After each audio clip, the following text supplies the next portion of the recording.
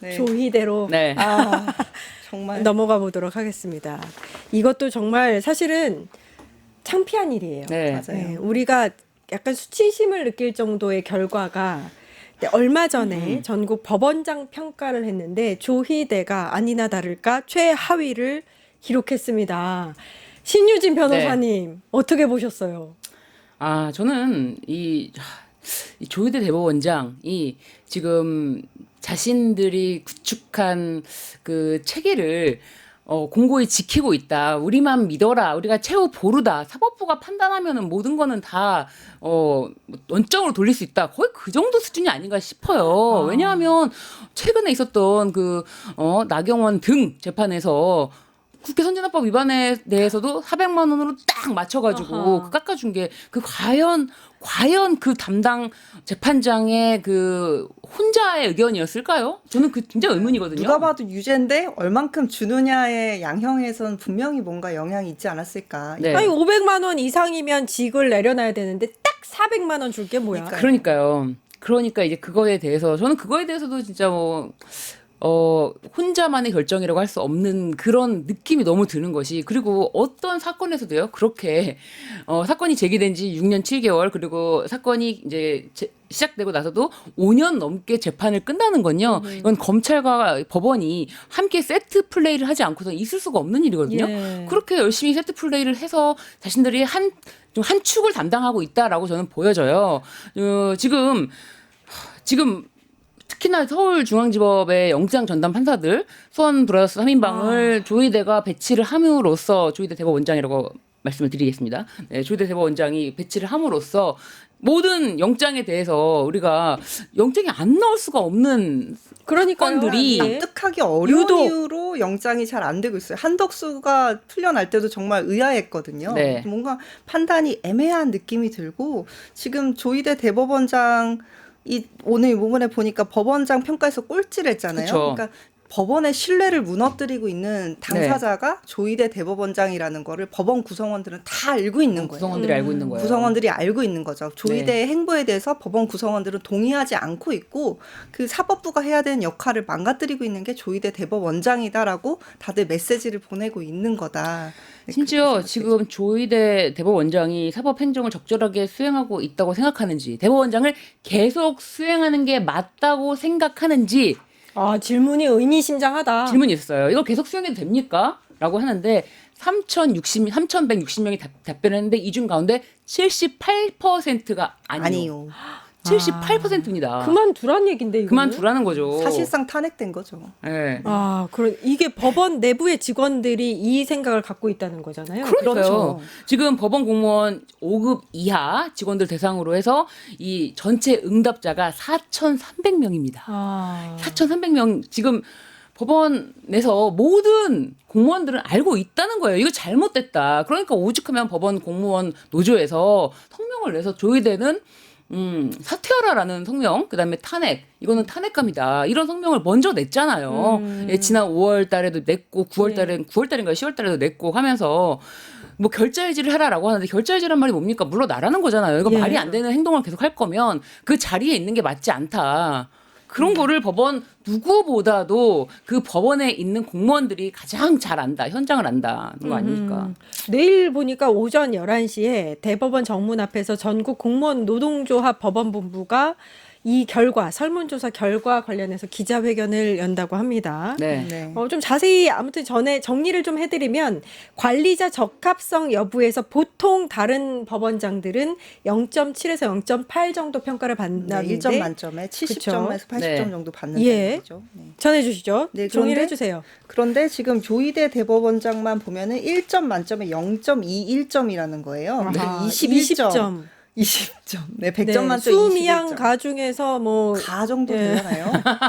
이 평생에 이런 점수 받아본 적이 없는 분이실 텐데 부끄러운 줄 아셔야 된다. 정말 그렇게 생각이 들고, 지금 이 정도의 점수가 나온다는 거는 본인이 법원 내부의 신뢰를 아예 잃었고 자기의 행보나 많은 결정들이 내부의 조직원들을 설득하지 못하고 있다는 뜻이거든요. 어허. 무슨 사법부를 정치가 흔든다 뭐 이런 주장까지 하지만 실제로 사법부를 흔드는 건 조희대 대법원장 본인이라는 거죠. 그래서 예. 사법부를 그렇게 아낀다면 그만할 때가 됐다. 아하. 사법부에 대한 신뢰를 자꾸만 떨어뜨리는 거는 조희대 대법원장의 이런 잘못된 행보다 이렇게 생각이 듭니다. 이런 결과가 나온 데는 아까 우리 변호사님께서 네. 그 구속영장 기각률이라든지 뭐 네. 이런 것도 짚어주셨는데 네.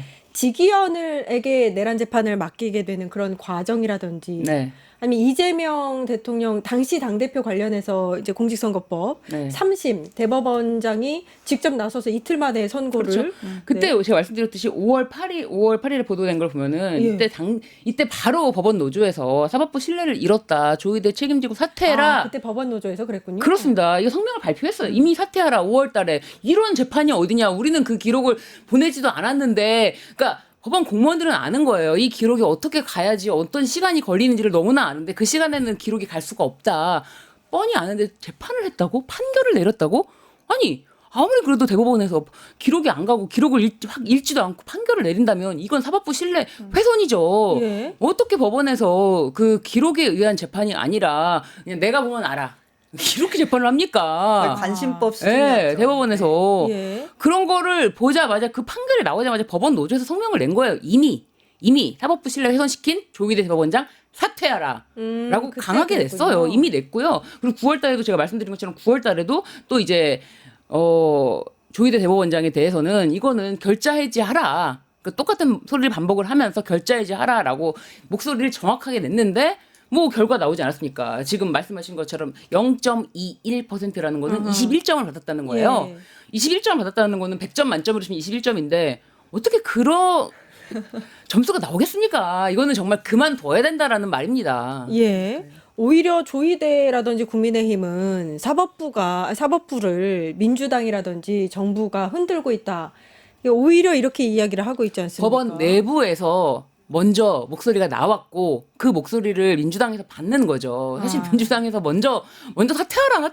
민주당에서는 국회에서 탄핵을 발의할 수가 있습니다. 그렇기 때문에 탄핵을 발의할지 말지에 대한 결정만 하는 거지. 뭐 사퇴하라는 요구가 법원 내부에서 판결이 나오자마자 바로 나왔기 때문에 그거를 받을 수가 있는 거예요. 예. 그러니까 조희대 대법원장이 정말로 의지가 있었으면 지기현 판사 같은 사람을 계속적으로 내란 재판을 전담하도록 내버려두어서는 안 되는 일입니다. 맞습니다. 우리가 내란 재판부를 만든다든지 여러 가지 정치적으로 압력을 가하니까 뭐 직위원 재판부랑 기타 다른 재판부들 사건을 좀 줄여줄게 정도로 정리하고 넘어가고 계속 직위원한테 이 판결을 맡기고 있는데 지금 방송에 공개되는 재판 현장을 봐도 직위원 판사가 전혀 그립감이 없어요. 아하. 재판을 유지하고 그 변호인과 검사와 여러 증인들을 관리하고 재판을 이끌어 나가서 빠르게 끝내야 되는데 여기에서 전혀 리더십을 발휘하지 못하고 있거든요. 재판장으로서. 그런 거를 보고 있으면 아 이거는 문제가 있다고 생각하고 재판장을 바꾸던지 변경하던지 아니면 다른 조치가 들어와야 되는데 지금 그냥 내버려 두고 있다.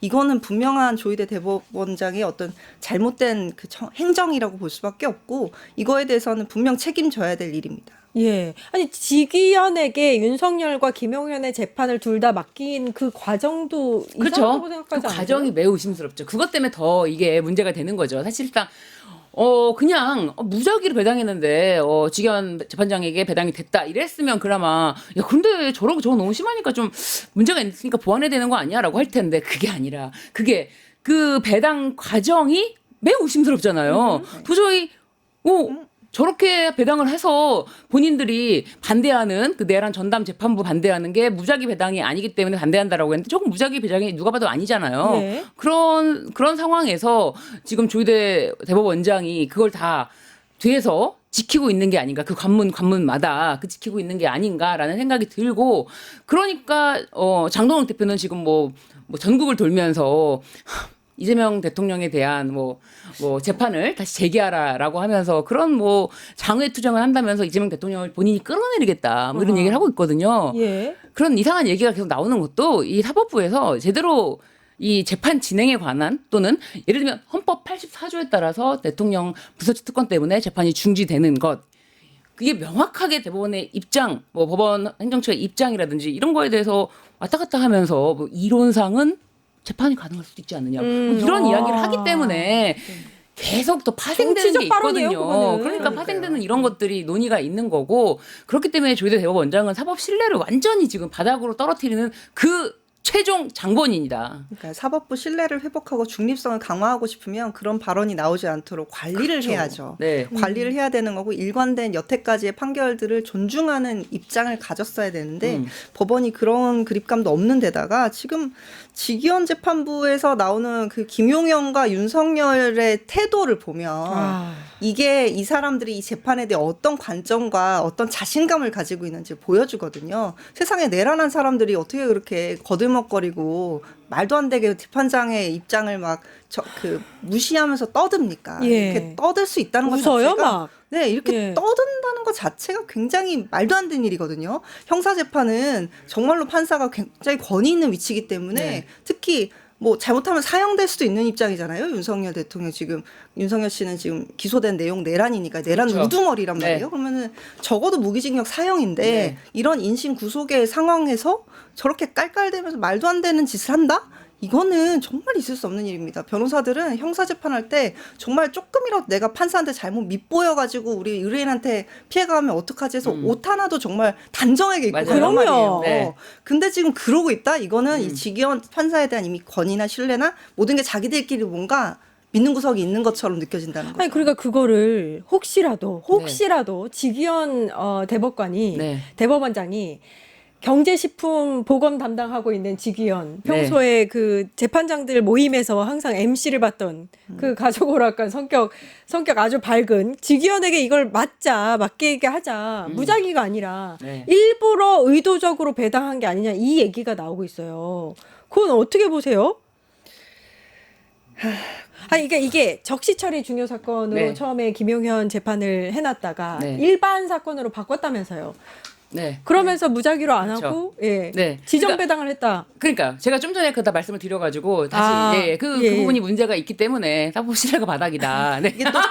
이게 돌아가는 네, 예. 원래 하는 관행과 절차라는 게 있잖아요. 근데 지금 직위원이 이 판결을 맡은 것도 그렇고 뭐 구속 전담 판사들, 영장 전담 판사들도 그렇고 이 조희대 대법원장의 행정이 여태까지 관행과 뭔가 룰이라는 게 있잖아요. 루틴한 룰이 있는데 그 루틴한 룰에 벗어나 있기 때문에 이 법원 내부의 직원들이 볼 때는 이거 좀 이상한데 왜 저러지? 뭔가 미묘한데 저 사람 행정이 이상한데? 뭐 이렇게 생각을 하니까 이렇게 21점 이런 게 나오는 거죠. 그러니까 제가 여쭙고 예. 싶었던 게 적시처리 중요 사건이 그냥 일반 사건으로 바뀌는 경우가 네. 많은지를 여쭙고 싶었어요. 사실 이 단어 자체도 사실 일반인들한테는 굉장히 어려운 단어예요. 말이 안 되는 거죠. 안 되는 이게 거죠? 말이 안 되는 것을 했기 때문에 이거에 대해서 문제를 제기하는 거고 여기에 대해서 법원도 할 말이 없는 거예요. 말이 안 되는 짓을 했기 때문에 사실 그게 배당이 직위원 재판장한테 간 거지 그렇지 않고서는 직위원 재판장한테 그게 갔습니까? 그건 다 이진관 재판장한테 갔을 거예요. 그러니까 상식적으로 네. 일반 재판이 적시 처리로 바뀌면 바뀌었지. 그쵸? 좀 그렇잖아요. 적시 처리가 갑자기 일반으로 바뀐다는 네. 거는 이게 되게 중요한 사건이라고 생각했는데 좀 그냥 일반 사건으로 바뀌어 이거 자체가 조금 상식적으로 말이 안 되는. 누가 봐도 내란 재판을 적시처리라고 생각하지. 네. 그렇죠. 일반이라고 그래서 생각하기는 지금 어렵지. 대법원에 대해서 신뢰도 조사를 지금 10월 달에 2025년 신뢰도 조사 이걸 했는데 이거에 대해서 지금 대법원은 10점 만점에 4점대가 나왔어요. 4.11. 4.11. 제일 낮은 건 검찰 3점대고요. 네, 3.6점. 3.06점. 06점. 네, 검찰은 3.06점이고요. 비슷하네요. 네, 네. 사법부가 4.11이라면 이거는 재판에 대한 신뢰를 완전히 잃었다고 봐야 돼요. 예. 그리고 진짜 의외로 대통령실 신뢰도가 가장 높아요. 5.24. 되게 놀라운 일인데 원래는 정치가 제일 신뢰도가 낮고 사법부가 네, 제일 그렇죠. 높았었거든요. 그렇죠. 일반적으로는 그래 왔는데 네. 얼마나 이 그러니까 신뢰를 대통령실 실추시켰나. 신뢰도가 5점이 넘었어. 근데 우린 대통령을 믿는다. 근데 사법부는 진짜 아니다. 이런 거를 보여주는 거 아닌가 싶어요. 그러니까요. 비극적인 예, 일입니다. 검찰은 해체되어야 되니까 뭐 이런 국민들의 여론을 보여주는 게 아닌가 싶을 정도로 지금 신뢰도를 이거를 뭐 정말 국민들이 모든 사건에 대해서 세세히 눈에 불을 켜고 아는 게 아니더라도 그렇다는 거예요. 네. 지속적으로 이렇게 나쁜 평가들이 안 좋은 평가들이 나오고 네. 여러 가지 이제 재판들에 대한 문제점이 지적되고 있는데 네. 조희대 대법원장이 계속해서 그 직을 유지를 할까요? 아니면 사퇴를 결심할까요? 저는 이분이 사퇴를 절대 하지 않을 거라고 생각해요.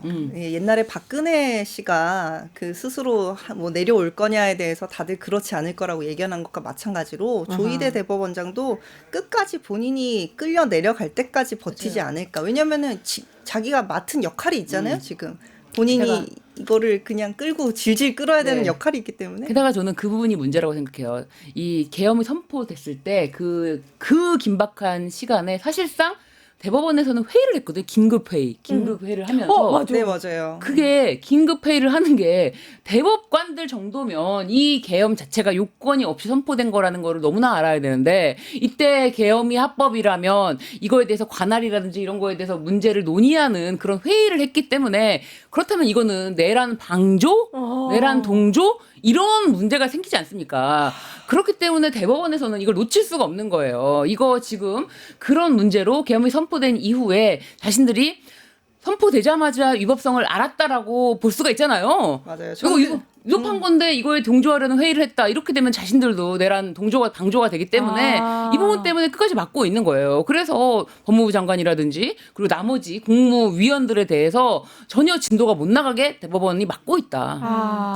그 점이 가장 크다고 맞아요. 보고 맞는 있어요. 말씀인 거예요. 원죄가 있군요. 천대엽 내란 관련해서. 법원행정처장이 예전에 국회에 나와가지고 그런 얘기를 예. 했어요. 계엄이 합법이라면은 뭐 이 그게 맞는. 사법권을 계엄 이제 사령부로 넘겨야 되는 이슈가 발생하기 때문에 그것에 군사법원으로. 대해서 군사법원을 넘겨야 되기 때문에 이걸 어떻게 해야 될지에 대한 논의를 했다. 근데 보통 일반적으로 정상적인 대법원 사법부라면 이 계엄은 요건이 맞춰지지 않기 때문에 유감스럽게 생각한다든지 뭐 이런 입장을 표명을 하진 않더라도 뭐 이렇게 표명을 했어야지. 이렇게 돌려서라도 뭐 얘기를 하고 했어야 되는데 이건 정말 말도 안 되는 일입니다. 그러니까요. 네. 그러니까 어느 정도 이 부분에 대해서 대법원 자체가 이 내란으로부터 자유로울 수가 없는 그 아하, 아킬레스가 맞네. 있기 때문에 이거를 지켜내야 되는 거예요. 이건 아무런 문제가 없어라고 지켜내야지만 자신들이 사실상 자신들의 그 뭐 대법원장으로서 대법관으로서의 그 직위를 지키는 정도가 아니라 형사처벌이 될 수도 있기 때문에 완전히 막고 있다. 그렇게 보여져요. 네.